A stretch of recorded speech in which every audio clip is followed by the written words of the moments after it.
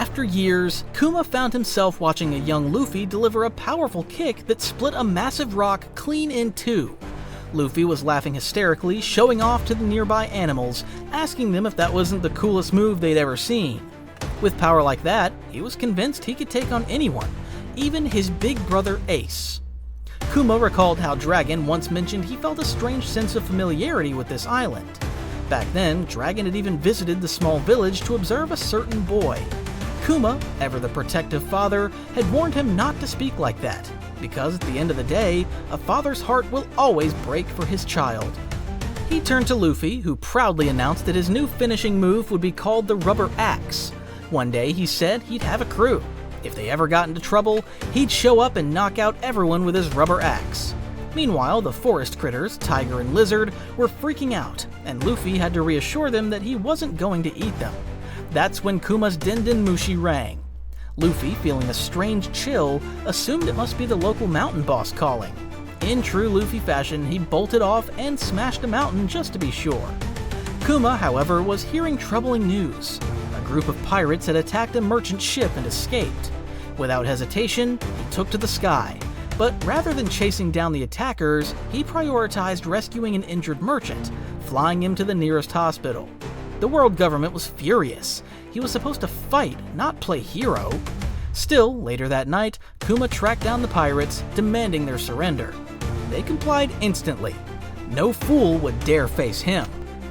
He wrote another letter to Bonney that evening, telling her how breathtaking the world is, and how he couldn't wait to see her face when she experienced it for herself.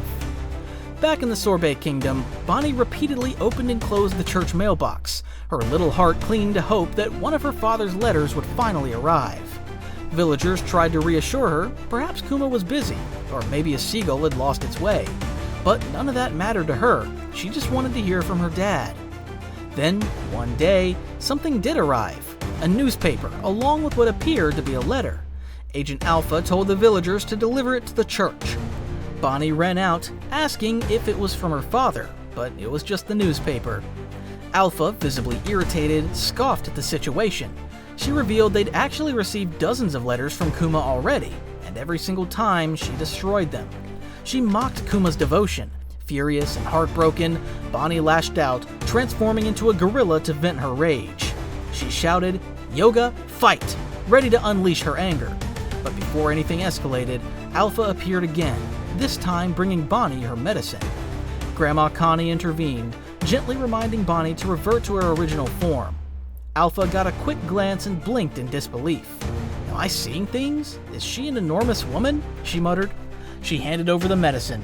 Bonney drank it, only to find it tasted terrible. Just soda, a placebo meant to calm her down. Connie reminded her to keep her powers secret. A wise wolf hides its fangs, she warned. And Grandma, as always, knew exactly what she was talking about. Meanwhile, over at Lab 8, Stussy was astonished to learn that one of Vegapunk's most advanced inventions was finally complete. Now all that was left was to send the lab and his colossal brain into the sky via insular clouds. Vegapunk had quite literally severed the massive brain he once kept atop his head and replaced it with an antenna shaped like an apple. Stussy arrived at the lab, still processing the absurdity of the apple-topped genius. She brought serious concerns, though. Word had reached her that Kuma was about to lose his free will.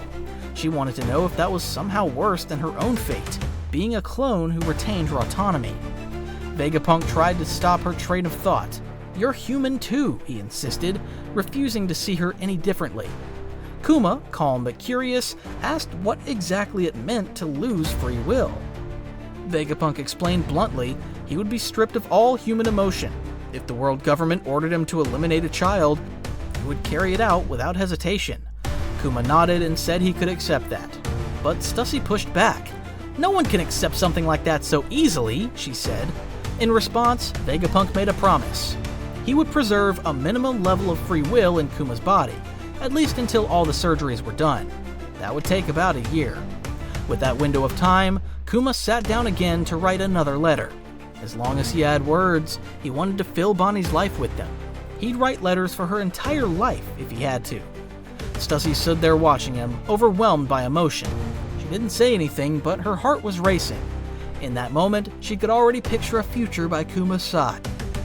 Back in the Sorbet Kingdom, the air buzzed with warmth and joy. It was Bonnie's 9th birthday, and the celebration was in full swing, complete with a massive pizza that had the little girl beaming from ear to ear.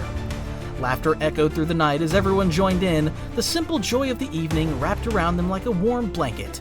But when night fell and the festivities ended, Bonnie found herself alone once more in the mailbox. She opened it, then closed it, again and again, each time hoping for a miracle. But even on her special day, no letter had come from her father. Tears welled in her eyes as the disappointment hit her hard. Not a single word, not even today. Meanwhile, at Revolutionary Army headquarters, news had reached Dragon that Kuma had once again saved them. He had stepped in, resolved a crisis, and vanished without a word. The others were confused. Why did he keep leaving without explanation? But Dragon told them to let it go. Whatever Kuma was going through, it had to be something deeper. Something he couldn't speak of. Back in Sorbet, time passed. Finally, the day came. Bonnie was cured. The strange stones that once clung to her skin had vanished. She could finally touch the earth, breathe freely, and feel the sun. Or so she thought. But Alpha returned. The same woman who'd been watching her all this time stood in her way once again. She told Bonnie she couldn't go outside. Not yet. Orders were orders, and Bonnie had to remain under surveillance until she turned 10. Bonnie pushed back. "That's a lie!" she shouted. "Vegapunk said I'd be cured in a year! It's been a year!" When she tried to run, Alpha grabbed her by the arm. Tight. Too tight. A bruise was left behind. A harsh reminder of a world where even a child's healing could be turned into imprisonment. Bonnie had never been hurt before, not even by her father. That was the breaking point. Grandma Connie stepped forward and dropped the truth. Alpha and her team weren't nurses at all. They were intelligence agents sent by the world government. Shock rippled through the villagers. The kindly nurse had never been real. Even Alpha was forced to admit that Bonnie had been healthy for over 6 months. She found it odd too. Why keep a cured girl under house arrest? Why hadn't Kuma sent even a single letter? It didn't make sense. So, Grandma made a decision. She pulled out a familiar hat and placed it in Bonnie's hands. "Go to the sea," she whispered. "Find your father. You'll definitely see him again." The next day, Alpha was posted at the church gate. Grandma told her she was heading to the palace, but it was all a ruse. Alpha had no idea what was coming. After 9 long years, Bonnie finally stepped outside. She felt the earth beneath her, the wind in her hair, the salty sting of the sea breeze on her skin. All that was left was fire. She'd be the living embodiment of the Avatar. To fool Alpha one last time, she transformed back into her child form. The villagers watched with tears in their eyes. She had done it. She had made it out. The moment she saw the sea, Bonnie's eyes sparkled with wonder. Back at the church, chaos erupted.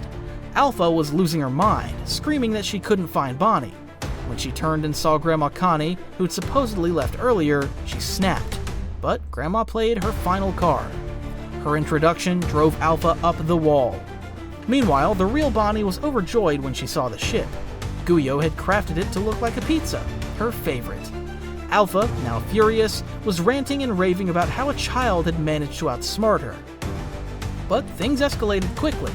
As the ship prepared to leave port, Alpha arrived, sending waves of panic through the crew. She declared that Bonnie, being a government hostage, had escaped, and that she was authorized to use any non-lethal force necessary to bring her back. Then she demonstrated her mastery of Rokushiki. The crew could only watch in horror. Bonnie, shaken and confused, began to cry, unsure of what to do. But then she saw Na. Or rather, someone who reminded her of Na. Chubby or not, it didn't matter. She smiled through her tears. Channeling everything she had, Bonnie transformed into her adult form and used a warped future version of an attack that Kuma once told her was Na's. Alpha, who had once mocked her for having abilities, was now knocked flat on her back, face squashed like a bug. Bonnie's escape was instantly reported to the world government, but it was too late. The simple fishing boat that had set out to find Kuma was no longer just a vessel, it had become a symbol of a new era.